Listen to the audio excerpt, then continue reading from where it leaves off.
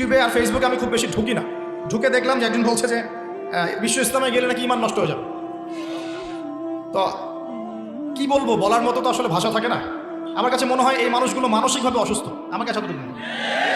মানসিকভাবে সুস্থ কোনো মানুষ এ ধরনের কোনো মন্তব্য করতে পারে, এটা আমার বিশ্বাস হয়। তো সামনে ইস্তেমা আছে, এই তো কয়দিন পরেই।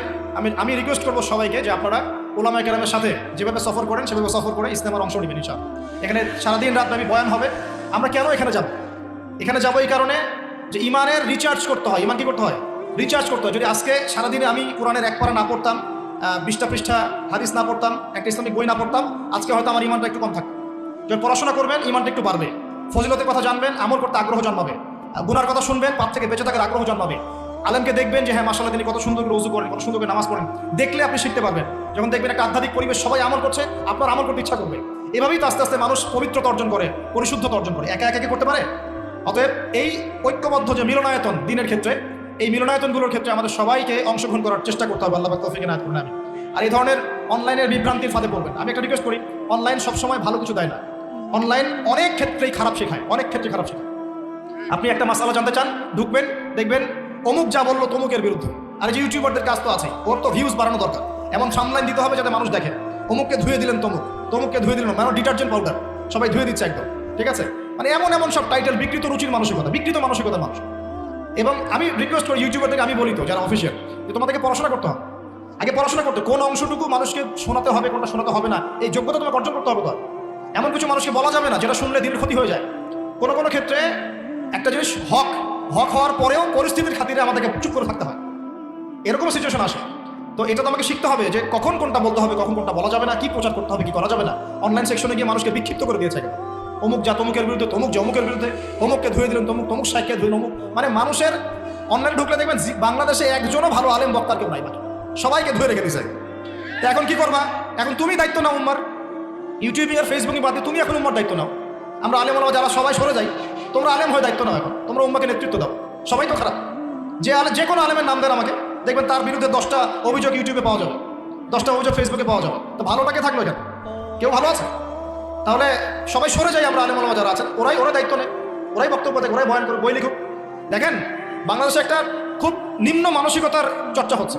নিজে মানুষের দোষ ধরতে বেশি ব্যস্ত, নিজে কিন্তু আলেম হবে না।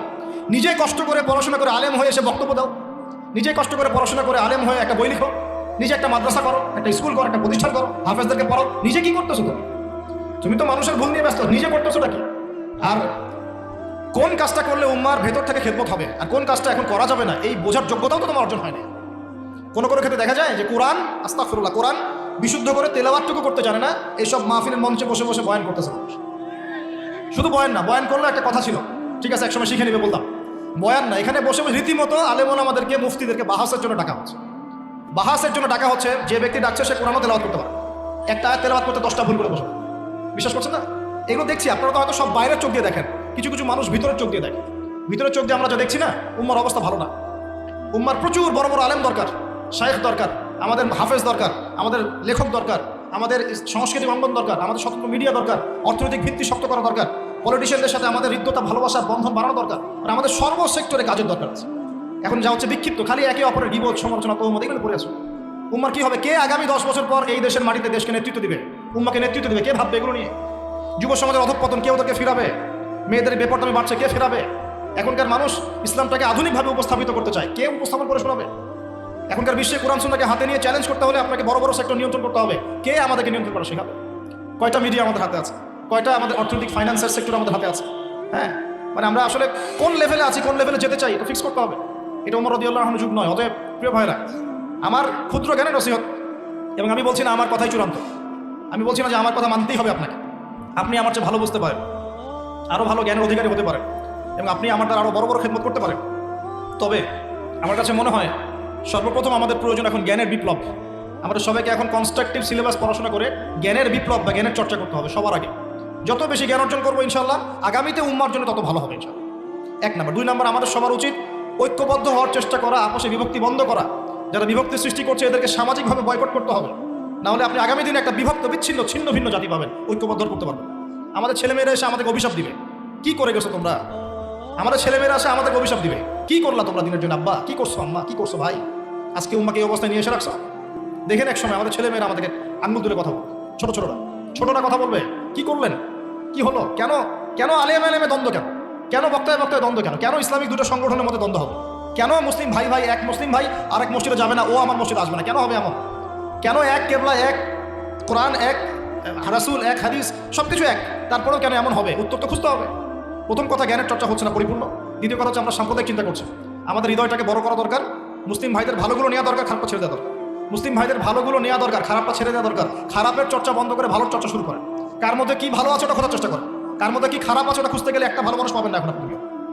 কার মধ্যে কি ভালো আছে এটা খোঁজার চেষ্টা করি, কার মধ্যে কি খারাপ আছে এটা খুঁজতে গেলে একটা ভালো মানুষ এখন সমাজে পাওয়া যাবে না। এটা আইয়ামে জাহিলিয়াতের যে জাহিলিয়াতগুলো আছে না, ওই জাহিলিয়াতের ছোঁয়া কিন্তু এই যুগে এখনো আছে। এটা সেই যুগ না যেটা একদম নবী সাল্লাল্লাহু আলাইহি ওয়াসাল্লামের কায়েম করে দেওয়ার সমাজ। এটা সেই সমাজ নয় যেখানে আপনি সবাইকে সাহাবীর মতো পাবেন। এটা কি সাহাবীদের যুগ? এটা খারাপ মানুষ, আমরা তো খারাপ মানুষ, আমাদের যুগ। তাহলে এখানে আপনি সব ক্ষেত্রে 100% ভালো মানুষ কোথায় পাবেন? তাহলে সব যদি দোষের চর্চা করি তাহলে সমস্যা। আমাদের সবার দরকার একটু হৃদ্যতা ভালোবাসা। এই কথাটা মূল কথা বলতে আছে। আমাদের সবার দরকার হৃদ্যতা ভালোবাসা। কীভাবে ভালোবাসা বাড়বে? একে অপরকে সালাম দেওয়া শিখতে হবে, একে অপরের সাথে বসা শিখতে হবে, একে অপরের সমালোচনা বন্ধ করে ভালোটার চর্চা করা শিখতে হবে, হাদিয়া তোফা দেওয়ার চেষ্টা করতে হবে, মিলেমিশে কাজ করার চেষ্টা করতে হবে। এর মধ্যে শয়তান লেগে থাকবে, বিভক্তি সৃষ্টি করার চেষ্টা করবে, ওইটাকে টেকনিক্যালি আমাকে অ্যাভয়েড করতে হবে। আল্লাহ পাক আমাদেরকে বোঝার তৌফিক দান করুন। প্রিয় ভাইরা, বিশ্বাস করেন যদি আমরা একটা ঐক্যবদ্ধ মুসলিম উম্মাহ গঠনে ব্যর্থ হই, আগামী 10, 20, 30 বছর পর দেখেন আরও কি বাজে একটা অবস্থা সৃষ্টি হবে। আল্লাহ পাক আমাদেরকে বোঝার তৌফিক এনায়েত করুন বলি আমিন। এর পাশাপাশি আমাদের প্রয়োজন জ্ঞান অনুযায়ী আমল। যতটুকু জেনেছি এই আলোকে আমলটা বাড়াতে হবে। শোনেন, নিজের কবরের ফিকির যে করে সে কখনো মানুষের পিছনে লেগে থাকে না। আমরা নিজের কবরের ফিকির করি আগে। ইয়া আইয়ুহাল্লাযীনা আমানু আলাইকুম আনফুসাকুম লা ইয়াদুররুকুম মান দাল্লা ইন ইহতাদাইতুম। আল্লাহ পাক সূরা মাঈদার মধ্যে বলছেন, হে মুমিনগণ, তোমরা নিজেরা নিজেদের নফসের খবর নাও। যারা পথভ্রষ্ট হয়ে যাচ্ছে ওদের পথভ্রষ্টতা তোমাদের ক্ষতি করবে না যদি তোমরা হেদায়েতের উপর থাকো। আমি কবরে যাব, আমাকে 3টা প্রশ্ন করা হবে, আমি কি উত্তর দিব? আমি কি জান্নাতের সার্টিফিকেট পেয়ে গেছি? আমার পিছনে কি জান্নাতের সিল লাগানো হয়ে গেছে? তাহলে আমি কেন আরেক ভাইয়ের নামাজ নিয়ে কটাক্ষ করি? আমি কেন আরেক ভাইয়ের অমুক নিয়ে কটাক্ষ করি, অমুক মাদ্রাসা নিয়ে কটাক্ষ করি, অমুক ব্যক্তিত্বকে নিয়ে কটাক্ষ করি, অমুক আলেমকে নিয়ে কটাক্ষ? কেন আমি করতে যাবো? কেন? এমন তো হতে পারে সে ব্যক্তি আমার আগে জান্নাতে চলে গেছে, আমি পরে গেছি পিছনে। হতে পারে না? হতে পারে কি না? এমন তো হতে পারে আমি সবার শেষে জান্নাতে যাচ্ছি খুঁড়ায় আর এই মানুষগুলো আমার আগেই জান্নাতে সব চলে গেছে। হতে পারে কি না? এই যে ইবলিসি স্বভাব একটা চলে আসছে, নিজেকে বড় মনে করা, অন্যকে ছোট মনে করা। এই কাজ করতে গিয়ে আমরা কিন্তু ঐক্য নষ্ট করে ফেলছি। প্রিয় ভাইরা, সমালোচনার সংস্কৃতি বন্ধ করে ভালোর চর্চা করুন, হৃদ্যতা বাড়ান, আমল বাড়িয়ে দেন, নিজের কবরের ফিকির করি। 30 বছর চলে গেল, কয় ওয়াক্ত নামাজ পড়েছি, কয়টা সূরা শিখলাম, কয়টা হাদিস শিখলাম, হ্যাঁ, কয়দিন মানুষকে দাওয়াত দিলাম, কয়দিন আমি তাবলীগের মেহনত করলাম, কয়দিন আমরা